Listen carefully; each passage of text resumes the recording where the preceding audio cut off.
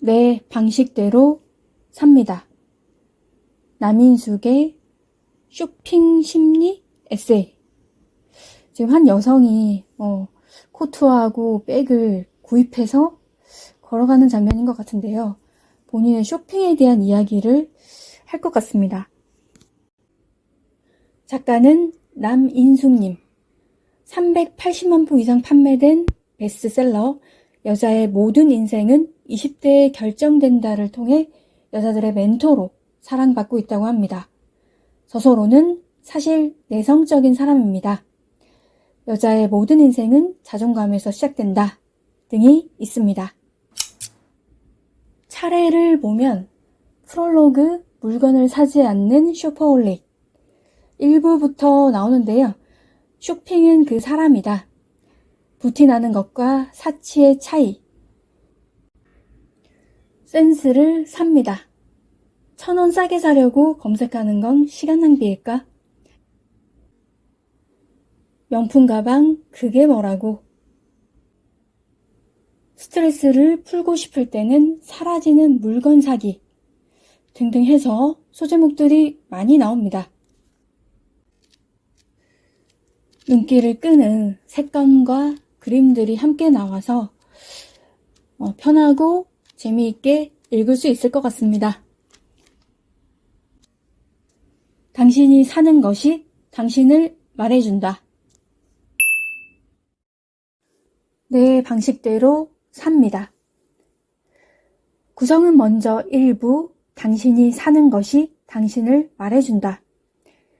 2부, 대체 센스는 어디서 사나요? 3부, 이제 모든 물건은 소모품이다. 4부, 좋은 쇼퍼의 조건, 정리. 내 방식대로 삽니다에 산다는 것은 구매를 의미합니다. 라이프 스타일을 엿볼 수는 있으나 소비에 대한 이야기가 주된 내용입니다.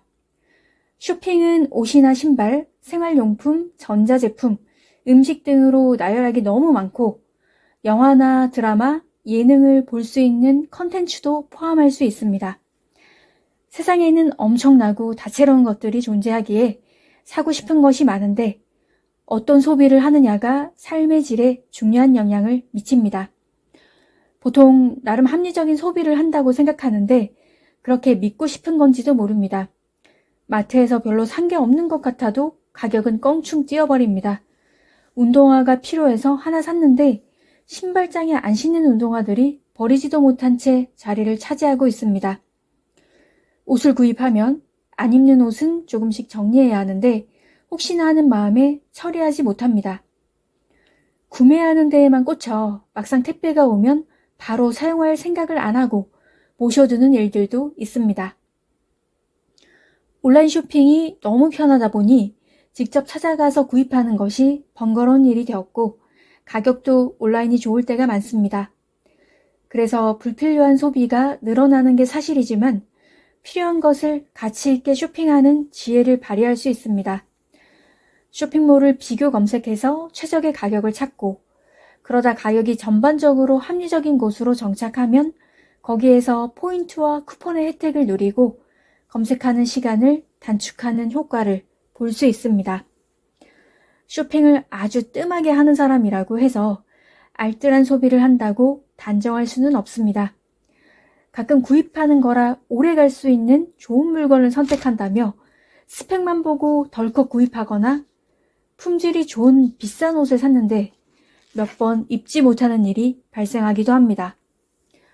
어쩌다 하는 쇼핑의 효율성이 좋기를 바라는 것인데 그것의 성공률이 높지 않음을 작가는 말하고 있습니다. 적당하게 잘 소비하는 것이 가장 바람직하겠지만 의외로 쉽지 않습니다. 쇼핑에서 실패의 경험들이 꽤 많을 겁니다. 홈 인테리어를 위해 구입한 소품이 애물단지가 되어버리고 광고에 혹해서 산 건강식품은 절반도 못 먹고 유통기한이 지나 버리는 일이 허다합니다.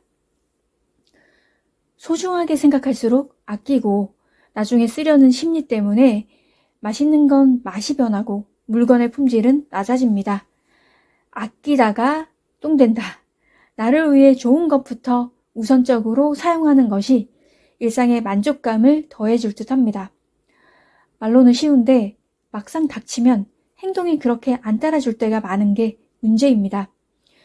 유행이라는 건 돌고 도는데 예전에 비해서는 획일화된 모습이 많이 사라지긴 했습니다. 유행이라고 너무 같은 스타일로 하고 다니면 그것도 센스 없게 보일 수 있습니다. 나에게 어울리는지를 먼저 판단하고 구매로 이어져야 합니다. 그렇지 않으면 금방 후회하고 반품이라도 하면 다행입니다. 사기만 하고 비우기를 하지 않으면 공간이 답답해집니다. 미니멀이 바람직하다고 말로는 인정을 하지만 실천을 못하는 경우가 많습니다. 의외로 사는 건 쉬운데 버리는 게 어렵습니다. 그래서 차라리 눈에 띄지 않는 곳에 처박아 두고 몇 년을 안 보고 살다가 잊혀집니다. 그런 짐들이 우리의 집 베란다, 수납장, 곳곳에 널려 있는 겁니다. 꼭 필요한 쇼핑을 해야 한다면 오랫동안 사용하지 않은 것들을 조금씩 나누거나 정리하는 과정이 때때로 있어야 합니다. 맛있는 음식을 먹거나 컨텐츠를 이용하는 것, 또 여행하는 것은 구매하고 사라지는 것이나 내 삶에 휴식과 즐거움을 준다면 더 나은 소비가 될 수 있을 겁니다. 책에서 인상 깊은 부분을 읽어볼게요. 아무리 시뮬레이션을 해봐도 자리가 마땅치 않겠다 싶으면 결제창을 향해 달려가던 욕구가 식기 시작한다. 그래도 아쉬움이 남으면 실제 주방으로 가서 수납장을 열어본다. 실물을 봐도 새 그릇이 놓일 자리가 계산되지 않으면 눈앞에서 어른되던 빈티지 접시는 이제 거의 잊히고 만다. 언젠가부터 살까 말까 하는 고민에 대한 결정 기준이 그 물건을 바로 눈에 보이게 둘 수 있는가가 되었다. 마음에 쏙 드는 접시를 새로 샀다면 쓰던 접시를 창고에 처박아 두거나 수납장 안쪽 깊은 곳에 넣어두면 그만이라고 생각할 수 있다. 그러나 수많은 이사와 정리를 거듭하면서 그렇게 보이지 않는 곳에 방치되는 물건들은 없는 것이나 마찬가지라는 걸 깨닫게 되었다. 언젠가 다시 꺼내 쓰게 될 거라고 믿었던 물건들은 수년 동안 잊혔다가 이사할 때 발굴되어 곧바로 버려지곤 했다. 어느 순간부터 나는 눈에 보이는 물건만 있는 것으로 여기기로 했고 있는 물건은 모두 보이도록 정리를 했다. 수납장의 조리기구는 한 줄로 늘어놓고 안쪽은 비워둔다. 옷은 모두 옷걸이에 걸어두고 계절이 아닌 옷이나 속옷류만 서랍장에 세워서 정리해둔다. 전시하듯 둘 수 없는 물건들은 수납 바구니에 스티커를 붙여 종류별로 몰아 넣어둔다. 내 집의 물건들은 종류별로 다 제자리가 있다. 그 자리가 부족해지면 나는 공간을 확장하지 않고 물건을 버린다. 신기하게도 그렇게 한 차례 정리를 할 때마다 반드시 버릴 물건들이 쏟아져 나온다. 결혼이나 출산처럼 인생 사이클이 바뀌는 사건이 생기지 않는 한 쓸모 있는 물건만으로 정해진 자리가 넘치는 일은 없다. 보이는 것만 있는 것으로 여기는 습관은 쇼핑 습관도 어렵지 않게 정리를 해준다.